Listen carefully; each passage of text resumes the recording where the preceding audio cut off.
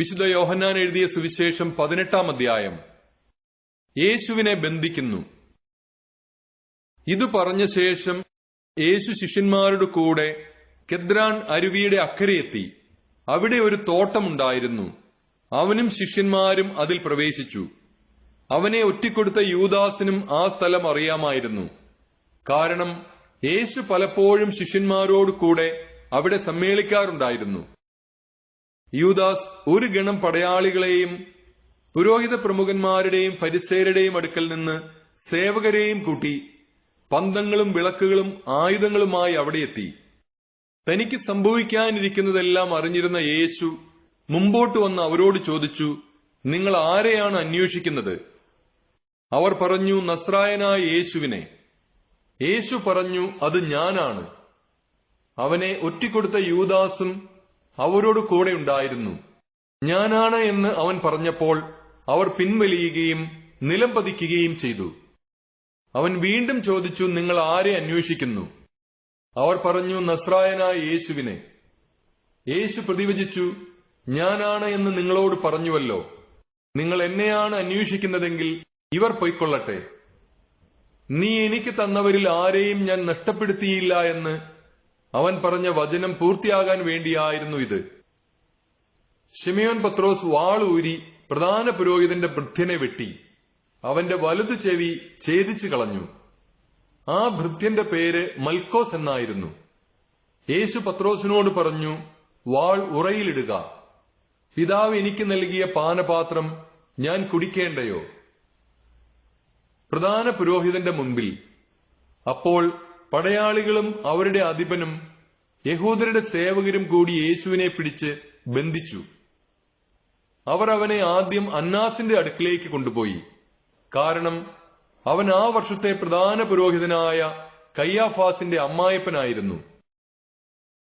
ജനങ്ങൾക്ക് വേണ്ടി ഒരാൾ മരിക്കുന്നത് യുക്തമാണെന്ന് യഹൂദരെ ഉപദേശിച്ചത് കയ്യാഫാസാണ്. പത്രോസ് തള്ളിപ്പറയുന്നു.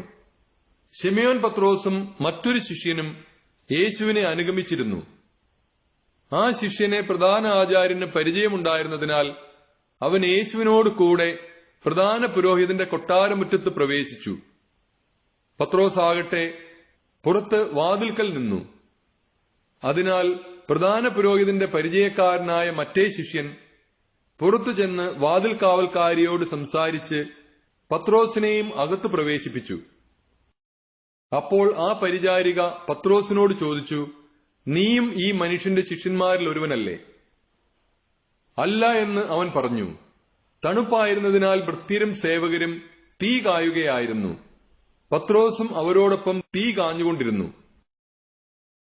പ്രധാന പുരോഹിതൻ ചോദ്യം ചെയ്യുന്നു. പ്രധാന പുരോഹിതൻ യേശുവിനെ അവന്റെ ശിഷ്യന്മാരെയും പ്രബോധനത്തെയും കുറിച്ച് ചോദ്യം ചെയ്തു. യേശു മറുപടി പറഞ്ഞു, ഞാൻ പരസ്യമായിട്ടാണ് ലോകത്തോട് സംസാരിച്ചത്. എല്ലാ യഹൂദരും ഒരുമിച്ച് കൂടുന്ന സിനഗോഗിലും ദേവാലയത്തിലുമാണ് എപ്പോഴും ഞാൻ പഠിപ്പിച്ചിട്ടുള്ളത്.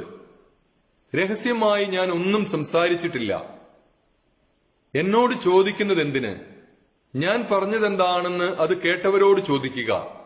ഞാൻ എന്താണ് പറഞ്ഞതെന്ന് അവർക്കറിയാം. അവൻ ഇത് പറഞ്ഞപ്പോൾ അടുത്തു നിന്നിരുന്ന സേവകന്മാരിൽ ഒരുവൻ, ഇങ്ങനെയാണോ പ്രധാന പുരോഹിതനോട് മറുപടി പറയുന്നത് എന്ന് ചോദിച്ചുകൊണ്ട് യേശുവിനെ അടിച്ചു. യേശു അവനോട് പറഞ്ഞു, ഞാൻ പറഞ്ഞത് തെറ്റാണെങ്കിൽ അത് തെളിയിക്കുക. ശരിയാണ് പറഞ്ഞതെങ്കിൽ എന്തിന് നീ എന്നെ അടിക്കുന്നു? അപ്പോൾ അന്നാസ് യേശുവിനെ ബന്ധിച്ച് കയ്യാഫാസിന്റെ അടുക്കിലേക്ക് അയച്ചു. പത്രോസ് വീണ്ടും തള്ളിപ്പറയുന്നു. ശിമയോൻ പത്രോസ് തീ കാഞ്ഞുകൊണ്ട് നിൽക്കുകയായിരുന്നു. അപ്പോൾ അവർ അവനോട് ചോദിച്ചു, നീയും അവന്റെ ശിഷ്യന്മാരിൽ ഒരുവനല്ലേ? അല്ല എന്ന് അവൻ തള്ളിപ്പറഞ്ഞു. പ്രധാന പുരോഹിതന്റെ ഭൃത്യന്മാരിൽ ഒരുവനും പത്രോസ് ചെവി ഛേദിച്ചവന്റെ ചാർച്ചക്കാരനുമായ ഒരുവൻ അവനോട് ചോദിച്ചു, ഞാൻ നിന്നെ അവനോട് കൂടെ തോട്ടത്തിൽ കണ്ടതല്ലേ? പത്രോസ് വീണ്ടും തള്ളിപ്പറഞ്ഞു. ഉടനെ കോഴി കൂവി. പീലാത്തോസിന്റെ മുമ്പിൽ. യേശുവിനെ അവർ കയ്യാഫാസിന്റെ അടുത്ത് നിന്ന് പ്രത്തോറിയത്തിലേക്ക് കൊണ്ടുപോയി. അപ്പോൾ പുലർച്ചെയായിരുന്നു. അശുദ്ധരാകാതെ പെസഹ ഭക്ഷിക്കേണ്ടതിനാൽ അവർ പ്രത്തോറിയത്തിൽ പ്രവേശിച്ചില്ല. അതിനാൽ പീലാത്തോസ് പുറത്ത് അവരുടെ അടുക്കൽ വന്ന് ചോദിച്ചു, ഈ മനുഷ്യനെതിരെ എന്ത് ആരോപണമാണ് നിങ്ങൾ കൊണ്ടുവരുന്നത്? അവർ പറഞ്ഞു, ഇവൻ തിന്മ പ്രവർത്തിക്കുന്നവനല്ലെങ്കിൽ ഞങ്ങൾ ഇവനെ നിനക്ക് ഏൽപ്പിച്ചു തരികയില്ലായിരുന്നു. പീലാത്തോസ് പറഞ്ഞു, നിങ്ങൾ തന്നെ അവനെ കൊണ്ടുപോയി നിങ്ങളുടെ നിയമമനുസരിച്ച് വിധിച്ചുകൊള്ളുവിൻ. അപ്പോൾ യഹൂദർ പറഞ്ഞു, ആരെയും വധിക്കുന്നതിന് നിയമം ഞങ്ങളെ അനുവദിക്കുന്നില്ല. ഏതു വിധത്തിലുള്ള മരണമാണ് തനിക്ക് വരാനിരിക്കുന്നതെന്ന് സൂചിപ്പിച്ചുകൊണ്ട് യേശു പറഞ്ഞ വചനം പൂർത്തിയാകാനാണ് ഇത് സംഭവിച്ചത്. പീലാത്തോസ് വീണ്ടും പ്രത്തോറിയത്തിൽ പ്രവേശിച്ച് യേശുവിനെ വിളിച്ച് അവനോട് ചോദിച്ചു, നീ യഹൂദരുടെ രാജാവാണോ? യേശു പ്രതിവചിച്ചു, നീ ഇത് സ്വയമേവ പറയുന്നതോ അതോ മറ്റുള്ളവർ എന്നെപ്പറ്റി നിന്നോട് പറഞ്ഞതോ? പീലാത്തോസ് പറഞ്ഞു, ഞാൻ യഹൂദനല്ലല്ലോ. നിന്റെ ജനങ്ങളും പുരോഹിത പ്രമുഖന്മാരുമാണ് നിന്നെ എനിക്ക് ഏൽപ്പിച്ചു തന്നത്. നീ എന്താണ് ചെയ്തത്? യേശു പറഞ്ഞു, എന്റെ രാജ്യം ഐഹികമല്ല. ആയിരുന്നുവെങ്കിൽ ഞാൻ യഹൂദർക്ക് ഏൽപ്പിക്കപ്പെടാതിരിക്കാൻ എന്റെ സേവകർ പോരാടുമായിരുന്നു.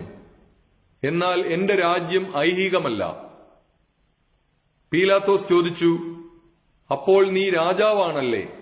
യേശു പ്രതിവചിച്ചു, നീ തന്നെ പറയുന്നു ഞാൻ രാജാവാണെന്ന്. ഇതിനു വേണ്ടിയാണ് ഞാൻ ജനിച്ചത്, ഇതിനു വേണ്ടിയാണ് ഞാൻ ഈ ലോകത്തിലേക്ക് വന്നതും, സത്യത്തിന് സാക്ഷ്യം നൽകാൻ. സത്യത്തിൽ നിന്നുള്ളവൻ എന്റെ സ്വരം കേൾക്കുന്നു. പീലാത്തോസ് അവനോട് ചോദിച്ചു, എന്താണ് സത്യം? മരണത്തിന് വിധിക്കപ്പെടുന്നു. ഇത് ചോദിച്ചിട്ട് അവൻ വീണ്ടും യഹൂദരുടെ അടുത്തേക്ക് ചെന്ന് അവരോട് പറഞ്ഞു, അവനിൽ ഒരു കുറ്റവും ഞാൻ കാണുന്നില്ല. എന്നാൽ പെസഹ ദിവസം ഞാൻ നിങ്ങൾക്കൊരുവനെ സ്വതന്ത്രനായി വിട്ടുതരുന്ന പതിവുണ്ടല്ലോ. അതിനാൽ യഹൂദരുടെ രാജാവിനെ ഞാൻ നിങ്ങൾക്ക് വിട്ടുതരട്ടെയോ? ഈ മനുഷ്യനെ അല്ല, ബറാബാസിനെ എന്ന് അവർ ഉച്ചത്തിൽ വിളിച്ചു പറഞ്ഞു. ബറാബാസ് കൊള്ളക്കാരനായിരുന്നു.